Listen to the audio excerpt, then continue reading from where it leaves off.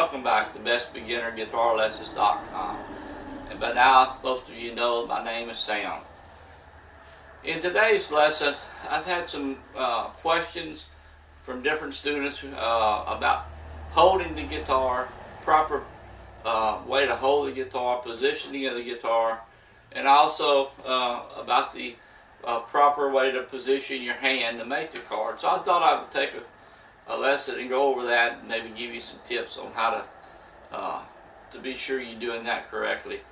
And again, there's no absolute way to do these sort of things. As I mentioned before, each person is a little bit different, but these are the basic ways that I would recommend.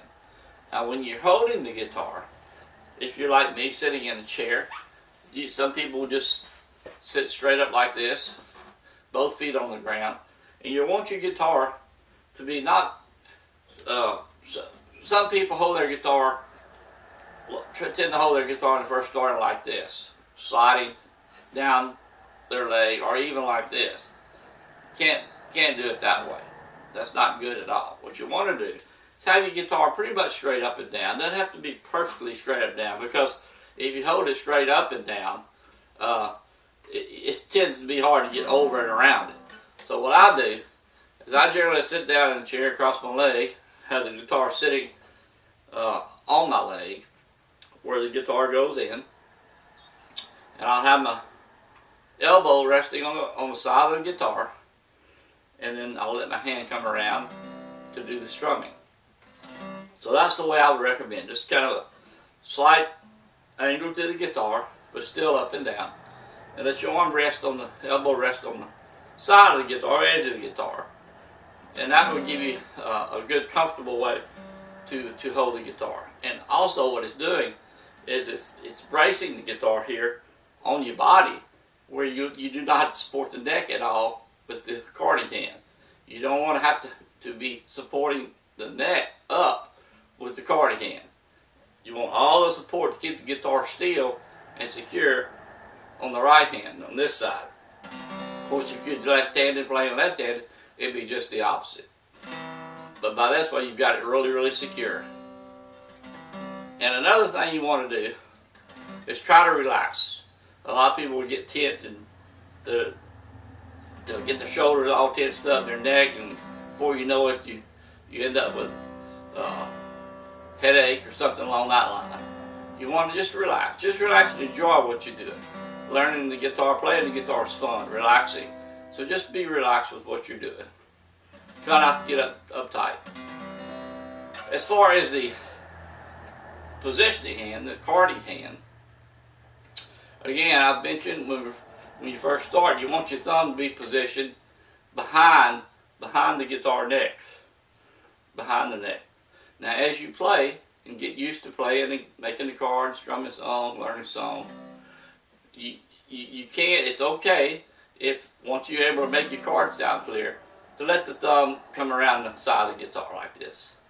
Because the size of your hand, it's going to naturally want to come around the guitar. But to start with, you want to get your thumb to rest behind the neck. That's the desired way. Okay. And then on your finger placement, again, I have mentioned, say for instance, if you're playing the first string, let's just use the first string as an example. When you're putting your finger on the fret, let's say I say second fret. Okay.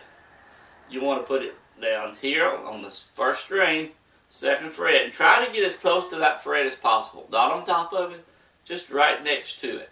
Now, if you're playing two or more fingers and strings, when you put them down like in the D chord that we talked about, again, you want to get your finger placement as close to the fret as possible. Reason for that is the closer you get it, the easier it is to press as far down and making the chord sound clear. Because as you move away from the fret, within the range of the first and second fret, let's say, that string is tending to raise away from the fret. The further you go away backwards toward the first fret, that string tends to raise, and you're going to have more of a chance of getting a dead note. So again, just try to stay as close to the frets as you can when making your cards. That's the key to it. But again, if you have to adjust when you first start, that's fine. You know, give yourself a little movement. As long as you're in between the fret that you need to be in. Okay. One other thing I want to talk about is a guitar strap. Now, I recommend playing with a strap at all times. Of course, I don't have one here today on me, but I do recommend getting a guitar strap for your guitar. If you have an acoustic guitar, most acoustic guitar straps, they come with a button on the end, like this white button here. Most of them do not come with another button. Some do come with another button right here on the neck, right here at the heel of the neck. If they don't have that, the strap should come with a little string, and you can just feed it right underneath the strings here and tie it. But a strap is really a good thing. It will keep you from possibly having your guitar slide off your lap. And of course, if you're playing an electric guitar, they generally will have two buttons on the electric guitar. Usually one right here, like the acoustic, and the other one will be usually right up here on the electric, right here. And you just put the strap on. They also have strap locks, what they call strap locks. And what they do, they actually secure the strap. The straps just have a little leather tab. They just slip over the little end pin like this here. But to make sure the strap doesn't come off, slip off, they have strap locks. And you can have them mounted. They actually screw in, and then you put your strap on the other part of the strap lock, and it just locks in. You just push it on, it locks in. So it's actually locked to your guitar, and you just press the button and take it off.